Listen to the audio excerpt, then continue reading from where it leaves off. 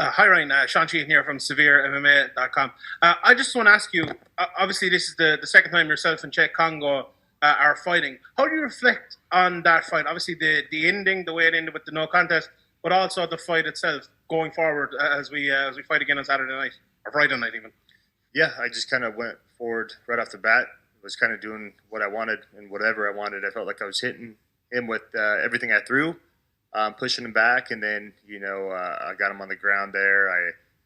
I tried for the Kimura transition to mount and started throwing from there and ground and pound and until that no contest. But I felt it was going great, So every fight's a new fight though, but look to continue that if that happens, ends up on the ground. But I feel comfortable wherever it is. Cheick has only fought twice since that last fight, and obviously you fought up and down weights 4 times. Do you think that's a bigger advantage to you or him? And have you seen much changes from him in that time as well? Yeah, I think that's an advantage for me. We're both veterans, and we have a ton of fights, and we're always going to have that, and we're always going to have that, go when it's go time. But for me, I've been jumping around, I've been going light heavyweight, which is hard to do for me. But back at home at heavyweight, I had a tough fight last fight, but I felt amazing. And I've had, I fought in October, I fought in January, I'm fighting in May. And so for me, when the fights are like that, it's a lot easier to get in that routine and keep the momentum going.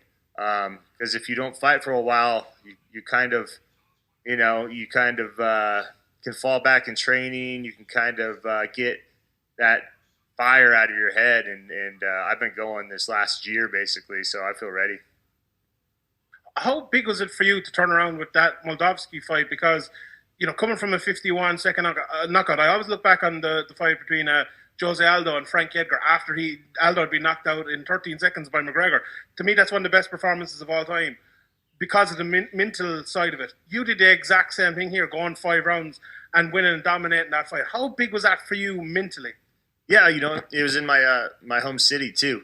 I had a ton of fans there, the whole arena, and then to lose like that, lose quick, it sucks. But it's MMA.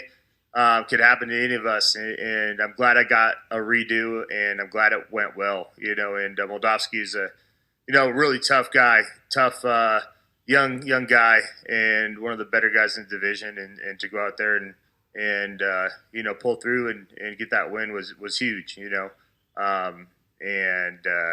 I felt great just coming back to heavyweight basically, and I've always bounced back from my losses and not really dwelled on them, just worked harder, fixed what I needed to fix, and be better. We've got a lot of questions, so let's keep the one per person here, starting with Jay. Your line is live.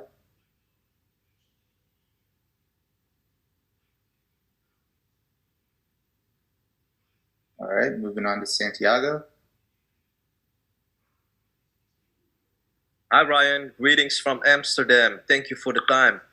You fought in Sweden and Germany, but not yet in France. What was your first reaction when you heard that this fight was going to be in Kongo's backyard? I was excited. I haven't fought overseas in a while. I've fought all over. I fought in Australia, Japan, and like you mentioned, those 3. And so to fight in France, I was all over it, and I have fought twice the last 2 fights in my hometown. I don't think it's always, the best thing. It's fun because I've never fought in front of the hometown crowd, but there's a lot of pressure that comes with that, and so I'd rather be the guy coming into another guy's hometown, and bringing an upset in that way. I've done it my whole career. From going down to Brazil to going to Japan, all that kind of stuff. So I embrace it. I love traveling to fight. I haven't done it in a while, and I always do well in these type of fights. Al? And how's it going? Good. How you doing? Good, thank you. Shout out from all the way from South Africa. I just wanted to go through a few. First one for me, Ryan. Talk about high-profile rematches against big opponents.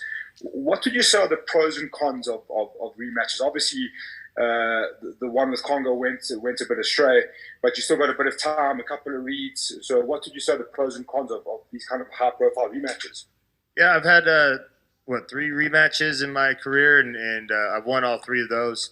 I didn't really have a choice on this one. It was kind of given to me right after the last fight. They said, Kongo came in and said, "Hey, you're fighting Kongo in France," which I was all for it.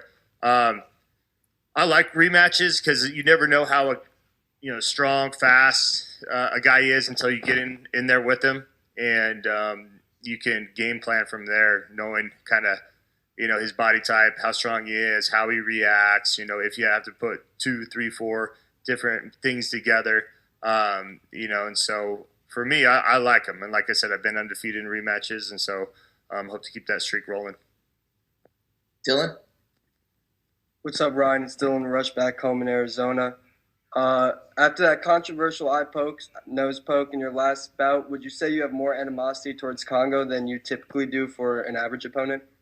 Yeah, for sure. It was the animosity really came from with him and his team calling me a dirty fighter and whatnot, like I did it on purpose. And I think he said he had me where he wanted me. It was just a matter of time. So for me, it's there's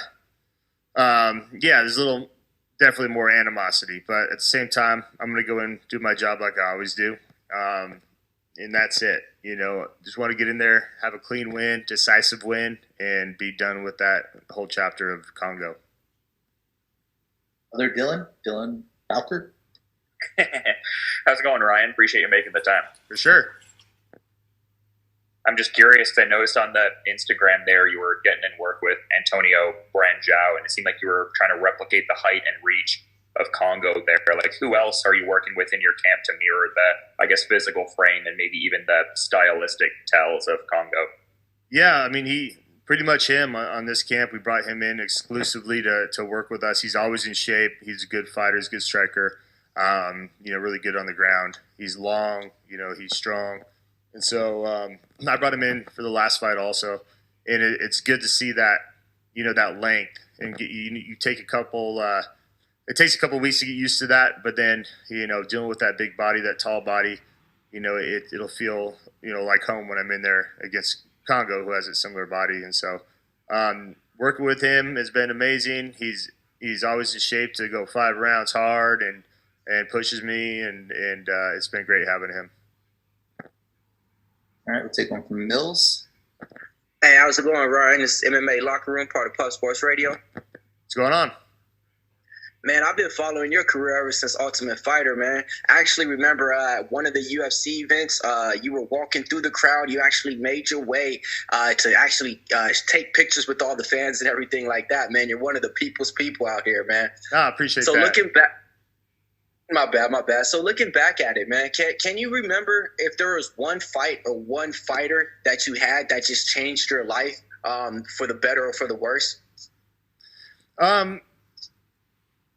If we're kind of talking about like fights that I kind of remember, I want to say there's like a fighter that really has changed my life. I don't know if you're meaning by like advice or whatnot, but my 3 favorite fights, one would be, I fought Keith Jardine after he just beat Chuck Liddell. It was my first big name fight, fighting down in Australia, and I go out there and end up knocking him out, and I just didn't know where I belonged, and another one was fighting Rampage Jackson in Japan, in Tokyo. It was a huge name and all that. Then probably my favorite one was beating Fedor, in the heavyweight Grand Prix in Bellator here, and becoming a double champion, the heavyweight champion. And that kind of basically, filled me in that everything I was doing, was the right thing throughout my life, being an athlete and striving to be the best. And it was just a special night. We'll go to Josh. Ryan, I'd just like your thoughts on the crossover we're really seeing from MMA and boxing at the moment. Do you think it's a positive thing for the sport, and can you ever see yourself getting in the boxing ring? I like all the different opportunities, honestly. The more stuff out there for the fighters, the better, I've always felt. If a fighter can go make money somewhere, even if it's these, one-off deals where they get a big payday and they can box or whatever it is. And yeah, I'm always open to different things. I always said I would like to have at least one boxing match, and it's got to make sense though. So we'll see what happens. And like I said, even if these things kind of pop up and fade away, it's good to have options for these fighters or even guys that kind of want to, hey, I want to jump out of retirement and fight this one fight, and I need that fire again and this competition. So I think it's all good. Mike? Hey, Ryan, just got 2 questions here for you. And the first one being, what challenges you at this stage of your career? You've almost done it all. You've fought everywhere. You just talked about some of your favorite fights throughout your career. You want to close this chapter. What keeps you going, and where would you kind of assess where you're at this stage in your career?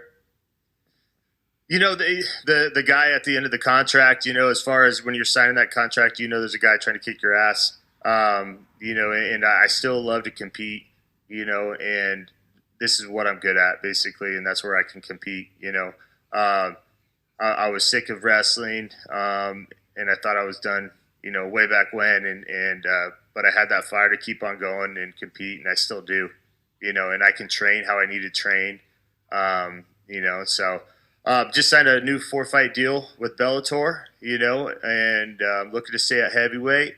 And obviously, this is a career, so financials is a motivation.